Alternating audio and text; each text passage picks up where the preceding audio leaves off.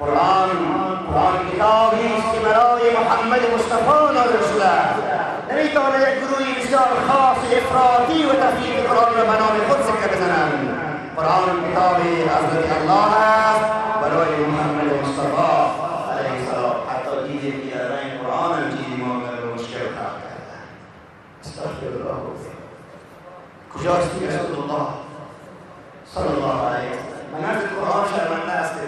قرآن مسلمان برای مجمعین اون قرآن ندارد. چی بوری ندارد برای قرآن؟ و من از قرآن شرمنده است. قرآن پاره پاره کردیم. چطور نگوییم که قرآن من از ما شرمنده است؟ قرآن عظیم شان در گوانتانامو به تشناب انداختن. اون شرمنده است از دست نفاق ما. خداوند مسلمان‌ها را پیروز و گردانی بگویید. این مشکل کوبنده بر دهن منکرین علی قرآن باشه و آمین بگویید انشاءالله. و این روز انشاءالله میرسد.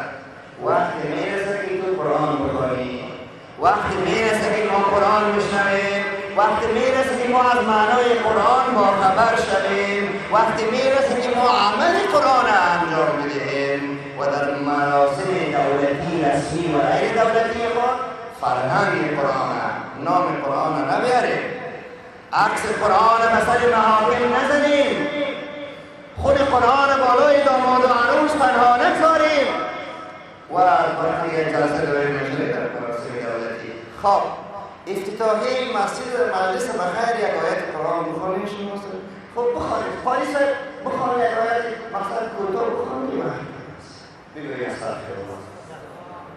این فاسد این ظالم 10 ساعت جلسه میگیره کوتاه وقت نداره برای وقت داره ولی برای قاری سر جلسه سنبولی قرآن میکنه. مسلمان است جلسه به قرآن باید اختار کنه.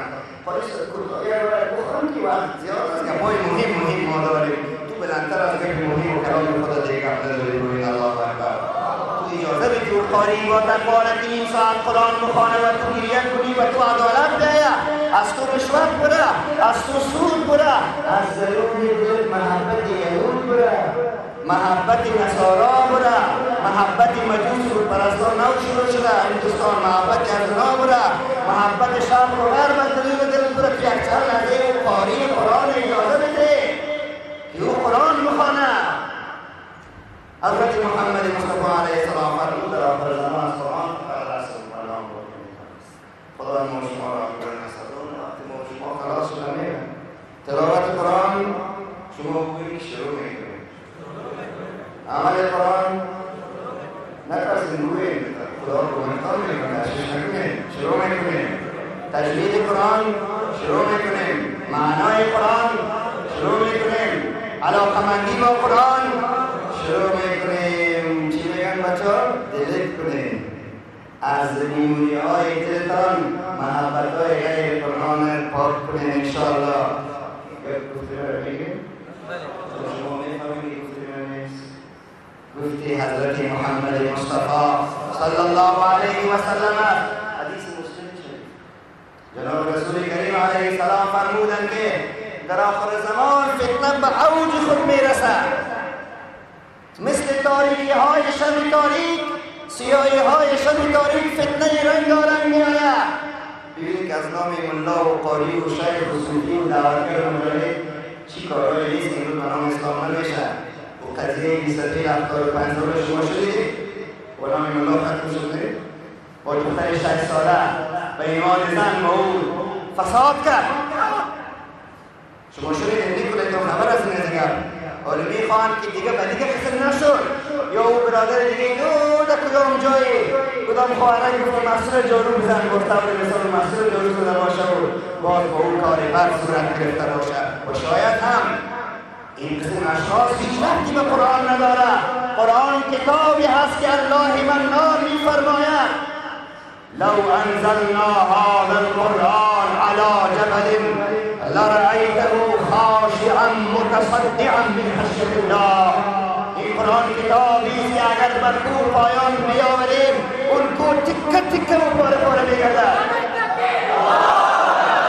هیچ باوری من نمیآید که دلی که در درون اون دل قرآن باشد و خدای کبیر نماید. و در درون مسجد فساد کند، الا کسی که از آدرس ریش و دستار و ملا و سرور دعوتگر و مجاهد و قاری خدای نخواسته استفاده سو نماید. این کتاب است که سنگ را آب می نماید، چطور است که بالای انسان دست می نماید. تلاوت قرآن، عمل قرآن، تجوید قرآن، معنای قرآن، تدبر با قرآن. خدا اکبر ما نصیب کنه. شروع قاری و ملا بسیار زیاد است. دور سبیلای محترم شما را خطاب می‌کنم. او جوانان مکتبی، بارندونی، ای برادرای سوار و بی سوار، خواهران محترمه، بسیاری برادران می‌فهمند که از خواهرانشون شکایت دارند که یک کمی آزاد است نمی‌بارد برآمدشان. قرآن نشان میده که نگو برش که آزاد نباشه. تو اینقدر خدمت بکن برش قرآن یاد بده. معنای قرآن بفهمان. کتاب‌های فارسی و حجاب روایت قرآن ثبت و چاپ و ترجمه شده. برش بخواه این کتاب بخوان، برای در اسکرین بیارون، برای در کتاب مشوره بیارون. خیر خواهره که عزیز توی حق بخوان، میخوان چی بگن الله جان در کتاب دیگه برای نمیاری، یکی دیگه هم برای نمیاری.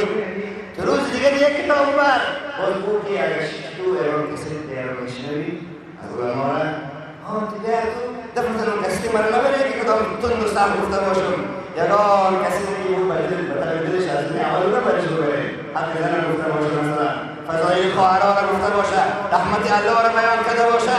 دیدی نه و دیگه آمده دیدکش نرم شده، شیطانش فرار کرده. حالا دیگه او یک دختری هندو نیست، او دختری افغان است، او دختری امت محمد مصطفی علیه الصلاة و تسلیم است. باز برش هرچی که بگویی او تو را باز نصیحت میکنم. او تو را اگر یک بار به خوابانی از گوشهایت میکشانه، آب به رویت میپاشانه، بخیر پدر وقت نماز است. تو دو بجه در خواب تو نمیگذاره قرآن میخوانه، تو میگی دختری خواب سوالی وقت است. پدر دل میگفت کرده قرآن میخوانم، او تو را باز در خواب نمیمونم. شاید روز شده که شکایت کنی باید از خواهر ما، از برادر ما. شکایت از چیش؟ از قرآن دانیش، از قرآن خوانیش، از محبت قرآنش. و برای ما شکایت ها زیاد نه، حتی برای مردم گفته میشه که دخترهای تو به این مدارس نمانه که اینا اهل قرآن تربیه میکنن.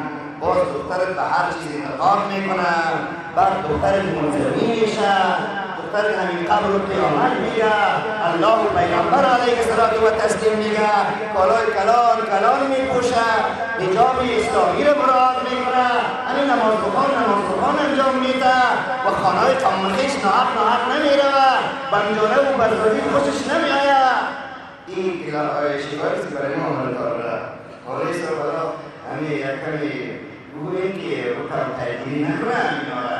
یگان عروسی از خود باشه پروا نداره. چی پدر جان پروا نداره؟ این قولشان را لوز میکنن، یگان رقص میکنن، بیگانه نیست. تنها گرسنای اوتل هست، سازنده ها هست، بچه های کاکا و بچه های خاله هست و این پدری ماشاءالله با غیرت خوش است که از آن سلام میکنه.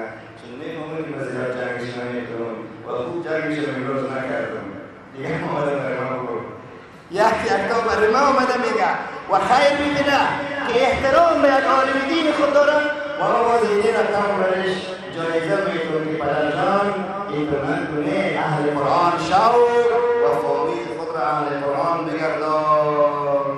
و در اخیر باز میگویم که ای کتاب رهنمای من به نظر شرمنده هستم.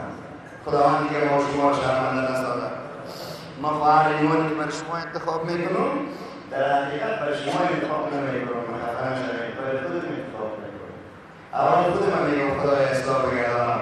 اول در قرآن مبارک داشتم که کلام و ایران گرانگی میکرد. باز در قرآن مایده پیدا کنید خاطری که همیشه پیشین باشه وقتی رفتم یک آیت حفظ کنم. چی گفتیم؟ چی مشوره میکنم برای من؟ با من این مشوره برای شما هم میکنم. همیشه با حضور بردیم قرآن مبارک مدرستان باشه، قرآن مبارک پوش بکنید، حالا باید پوش بکنید دیگه پوش که اما به حضور دیگه سپزید که نگار نشه با او خاطر پوشی تصویری نباشه. هر جایی که بیکار شده گفت تلفنات قرآن کریم هست ولی بهتر نیست، چرا تلفن چیزای دیگه هم هست. دیتا نیست. قرآن کریم علایده پیدا بکنید خوبتر. تلفن هم مخالف نیست، نمیشه کنه میشه خیلی ولی دیتا نیست.